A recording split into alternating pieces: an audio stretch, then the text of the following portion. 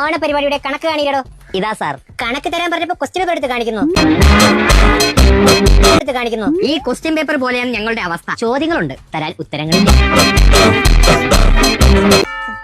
എന്നാലും പറയാം, ഓണത്തിന് ആകെ ചിലവായ പൈസ വെറും തുച്ഛായ 10 ലക്ഷം രൂപ. 10 ലക്ഷം? കേരളത്തിലെ എല്ലാ സ്കൂളുകളിലും നിങ്ങളാണ് ഓണപരിപാടി സ്പോൺസർ ചെയ്തത്? അങ്ങനെയൊന്നുമില്ല സാർ. എന്താണോ ഇതൊക്കെ? സാർ, ഈ ശങ്കരാണ് സാർ പറഞ്ഞത് ഓണത്തിന് ആന ഇറക്കാൻ. എന്നിട്ട് ആനയെ കണ്ടില്ലെന്ന്. സ്കൂളിലോട്ട് വരുന്ന വഴിക്ക് ആനയ്ക്ക് മതളവി വീട്ടിൽ പോയി. 2 ലക്ഷം രൂപ ഡിം. പൈസ ചോദിച്ചാണ് ആനയുടെ അടുത്ത് പിണ്ടോട്ട് കാണിച്ച്. പൂ വാങ്ങിക്കാൻ 3 ലക്ഷം രൂപ ചെലവായി. സേലത്തും തമിഴ്നാട്ടിലൊക്കെ പോയാണ്, പക്ഷെ സാധനം കിട്ടിയില്ല. അങ്ങനെ നേരെ നമ്മൾ കാശ്മീരിലോട്ട് വിട്ട്. എന്നിട്ട് പൂ എവിടെ നിന്നായിരിക്കും? കാശ്മീരിൽ നിന്ന് വരുന്ന വഴിക്ക് എല്ലാം വാടിപ്പോയി. 2-3 അടുത്ത് നട്ടു വെച്ചിട്ടുണ്ട്. അടുത്ത ഓണത്തിന് കിട്ടിയാ കിട്ടി. ബാക്കി 5 ലക്ഷം. അതിന് ഞങ്ങൾ ഒരു ഊഞ്ഞാലിട്ടു. ഒരു ഊഞ്ഞാല് കെട്ട 5 ലക്ഷോ?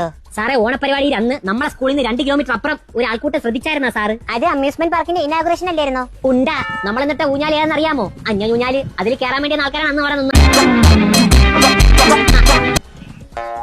കടങ്ങളെല്ലാം ഞങ്ങൾ വീട്ടിൽ. സാറിന്റെ വണ്ടി OXL ഇടേണ്ട താമസം.